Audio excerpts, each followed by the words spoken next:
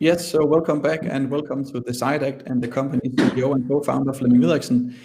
We are looking forward to hear more about the strategy execution management and how your software platform helps companies solve problems with the strategy. So please go ahead, Flemming. Yeah, thank you very much, and thank you for the invitation today. So I think I will go through briefly three things during this short presentation. First, just a few key points of where we are, a little bit our history, and then something about what are we really doing, and a little bit insight to the platform, and then the technology in itself. And then of course, where are we heading?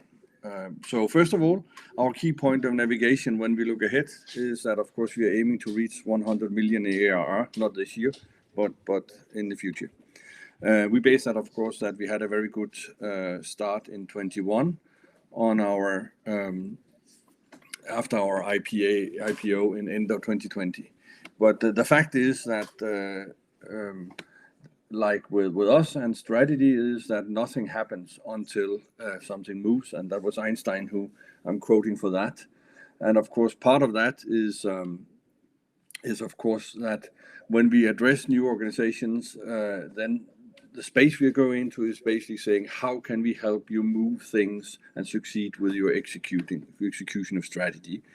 Some key points just from after the IPO. Some might have heard this before, but I thought it was relevant to explain this once again. We had a pretty good IPO with an oversubscription of 600%. We ended the first year on the market with an ARR of 8.75 million or 4, and that equals 2.5 growth or 145%. During that year, we also had the success to implement blockchain and also get customers in the 4 markets we were active in, Iceland, Denmark, France, and Canada. We established our customer success part, and we were also lucky to get out of 21 with no churn. We do not anticipate no churn this year. We in our budgets, we always calculate also last year, by the way, with 10%. And as more we are growing and moving, of course, we can expect that we will have churn. We launched a new way of introducing our product, which we call the fast track for strategy execution. As we're in a new space, it kind of helps organizations to get onboarded faster and get success for the execution of strategy. And then we've done a lot of amendments and updates and developments on the platform. Of course, we have launched a new part where we actually can deliver ESG module, and that means we can put in full ESG strategies. We can link to UN sustainability goals or UN 17 global goals and stuff like that. And like any other part of the platform, we are agnostic to that. And our pipeline is still growing. And if I should say a little bit about who are we and what are we, our vision is to modernize leadership through technology.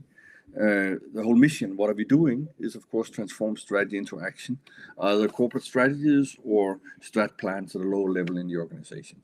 Our value proposition is to engage the entire organization in achieving the strategic goals, whether it's public or private. And we are still aiming to become a dominant player in the market. We still have quite a far way to go there, but it's good to have a bold ambition. What is it we are providing? Because many are asking also investors very often, what is it you're doing?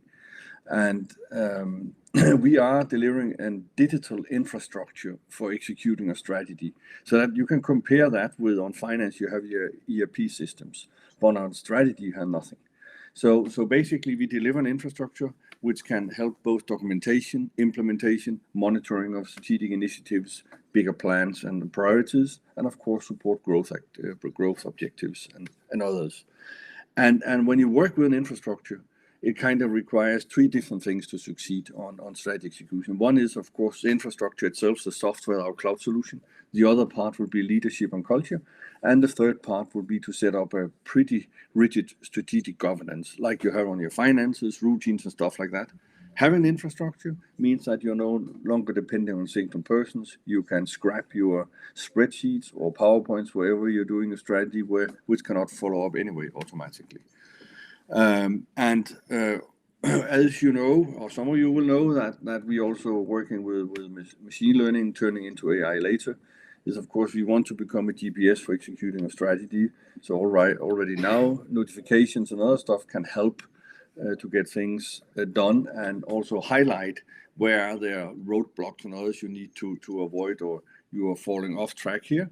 So that means a platform like this also enables early adjustments on strategy execution. So a little bit more about how the solution works. It is a cloud solution.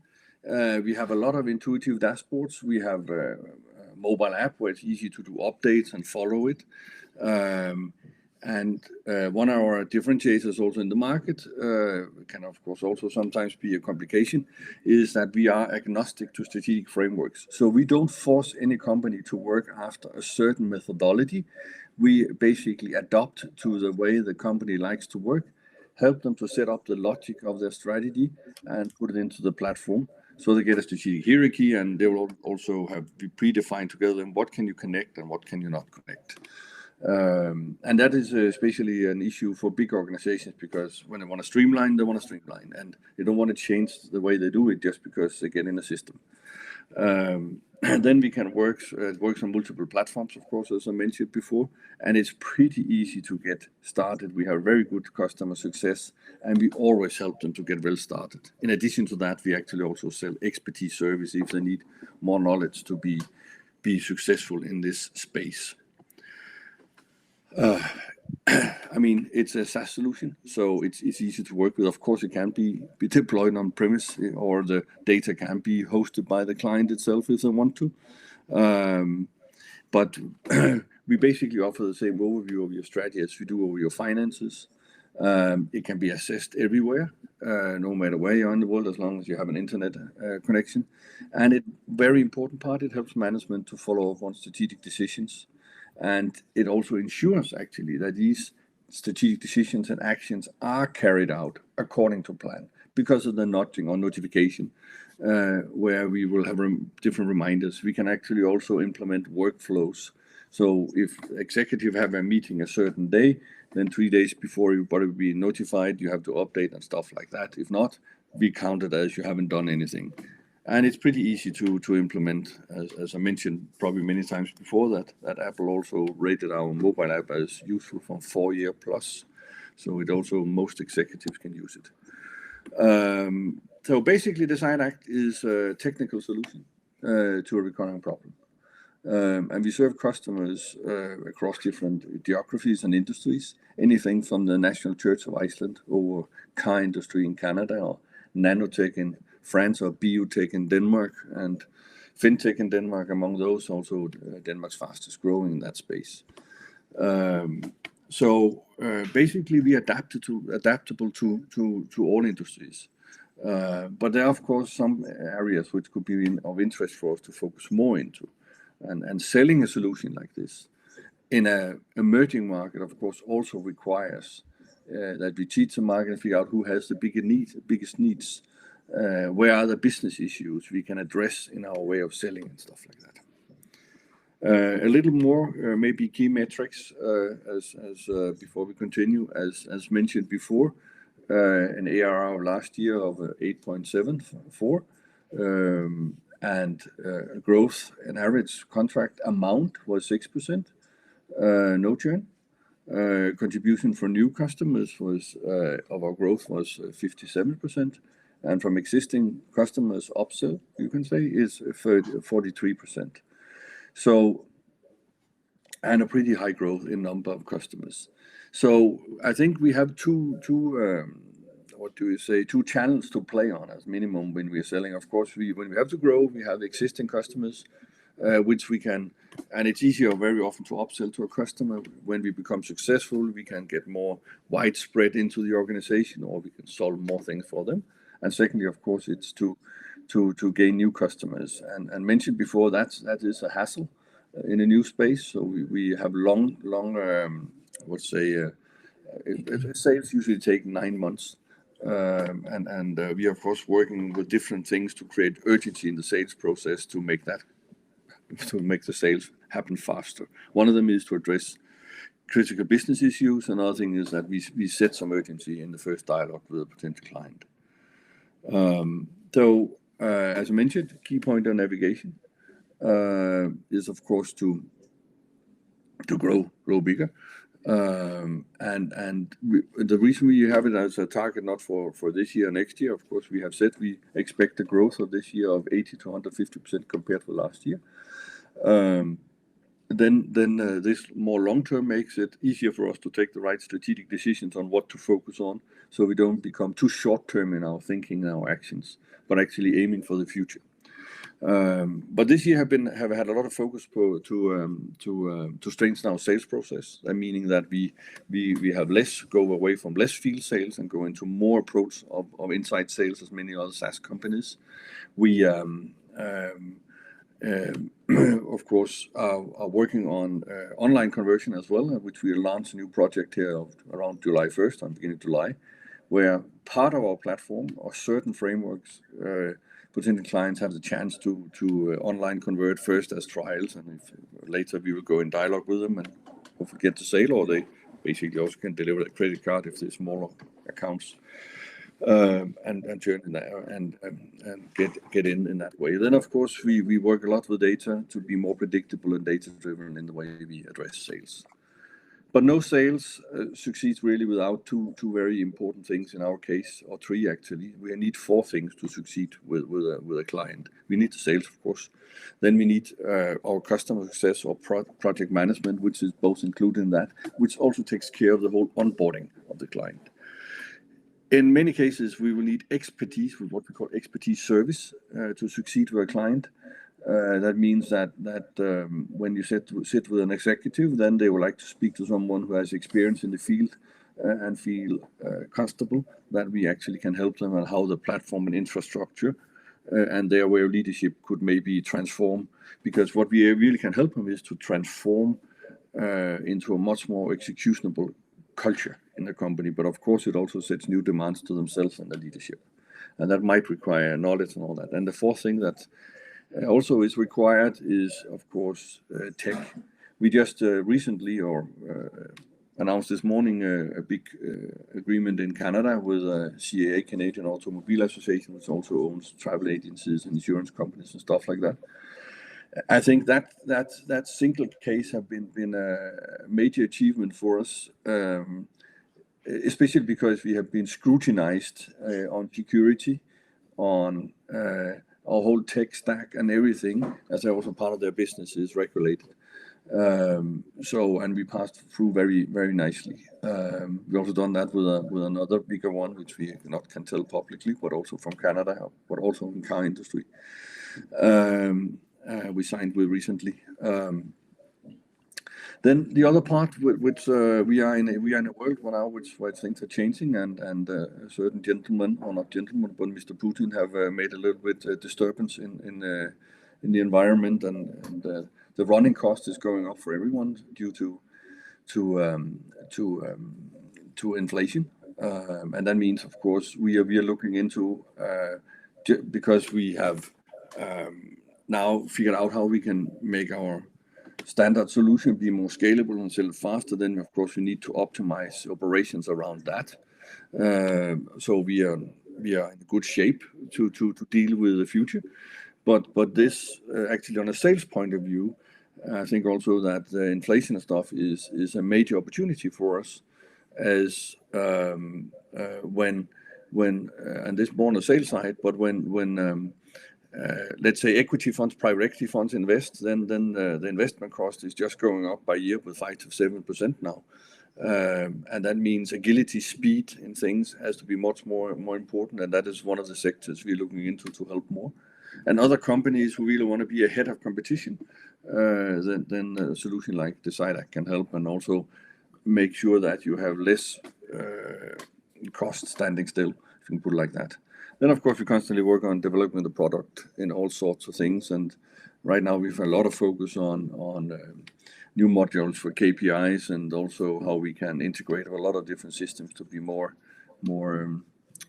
efficient in that process. We are very easy to integrate, by the way. And finally, due to also our change in our sales approach, we also this year have revamped our whole marketing to become much more data-driven than before, less brand-focused, but much more on the different targets we wanna get into. So I think that basically should be all from me. Just mentioning in short, the focus for this year is to growing in depth in known territories. So where we already have experience and references, either in industries or geographies, we are focusing. We think we have identified Canada as a sweet spot for our future growth. Everything we do, ever since the beginning, is in English. And it's natural for us to, of course, branch more into English-speaking markets. That's also where the big opportunities is. It's much more convenient for us to start in the Canadian market to get into Americas and go into US or something like that. And you can, of course, ask, why is Canada so interesting? Because we have started there, we got reference there, we got customers there. That's one reason, not US, and the same reason that's not UK. So that happened over time, and now it has become a strategic priority. And another one we focus a lot on is actually the public sector in Denmark. We can do a lot for public sector, of course, in any country, but we want to have a foothold there. Also in Denmark, we have it in Iceland, both on national level and municipalities. Also, the ESG agenda is really relevant here. And as mentioned before, we will target private equity this year. And then we are working on how can we configure our platform, not code it, configure it so we can address specific business issues in industries to have a more specific dialogue on what we can do. We are still cautious about partner strategy because we have not found the right way to do that yet, so we are still testing on that. And then, of course, in general, focus is still. So I think, Kasper, that should be all for me as an introduction. Perfect. Thank you, Flemming. I will go to the Q&A then, and we have got some questions, and you're of course welcome to ask more. But let's start with this one. So you mentioned this before, Flemming, and there are talks about companies scaling back also on software investment. How do you strategy tools rate on a scale from a nice to have to a need to have? And do you see, you mentioned also this, but can you elaborate on, do you see some companies use it to cost cutting strategies? So this might be a kind of solution to fix some problems that there are right now. Yeah. I think it's a very efficient tool to do what I would call recovery management, which we also wrote a guide about, by the way, when in the beginning of COVID. Actually, yesterday I had a meeting with a French lady sitting in a lot of different boards, and she pointed out in where we are right now, you are probably in a very good space for all the companies who will have to go into some kind of restructuring and all that to be a tool to do that very efficient stuff like that. And we believe that ourselves as well. So yes, use it for cost cutting. I would say it's not a cost cutting tool. It's a tool to optimize how you can succeed with your plans. You know that 3 out of 4 strategies fail or do not fully get implemented. So just imagine if you invest 10 million or 100 million, then you know that 75 of them are under risk. So if you can manage the execution much better, of course, there's a bigger likelihood of you succeeding. If you're coming out of crisis or have to reorganize or cost cut, then it's of course not because you want to cut cost, it's because you want to focus on how you can succeed in a more optimal way, and we can support that. Yeah. And you are also one of among the highest growing companies listed in Denmark. And there's a question here. Are you expected to continue with an aggressive growth strategy? And how do you evaluate your growth investments? I think we are becoming better and better. I'm not sure what the person means with evaluating our growth investments, but if it's the approach we have to grow, then I think we are becoming better and better ourselves to learn from our mistakes and act faster to do changes than we maybe done in the beginning, where you say, okay, we need to see if this works. But I think we due to both our experience now and also due to the situation in general, or what we could expect from the market, we are faster to adjust on that. We want still to grow in the way we have been growing. I'm not saying we're going to grow 2.5 times every year. That's a lot, but I would like to. And I think we need continuously we have figured out how we can grow. So I think we continuously need to invest in growing. So the next question could be, so when do you go break even? We have not told the market that, but you could imagine when we start maybe to earn more money, which maybe can happen within a year or so, then we will plan to of course reinvest the profit in growth, and so that's obvious, and bigger, yeah. Yeah, cool. So talking about investing in growth and maybe also capital need, or at least you need a cash position to invest in the growth, and also in terms of speaking about the break even, you said there's a question out here coming from a small shareholder. So if you raise capital as a small shareholder, I expect to be seriously diluted. Does it say, why should I buy or hold your share is the question. So that's maybe a little hard question, but Flemming, here it is. Yeah, but I think it's a very, very good question. All of them are, by the way. I've not been able to scan all of them while I'm babbling, but I think it's a very good question. And why should you hold on to DecideAct? There is no dominant player in this market space yet. It's an emerging market. So you hold on to this because you believe in that leaders will need to take the execution of strategy seriously, and there will be space for us in that market as a dominant player, or be in the competition of being that. It's not a market right now where you meet the competitors at the table when you are trying to sell. Your competitors mainly are spreadsheets and no urgency because they don't have the tool at this time.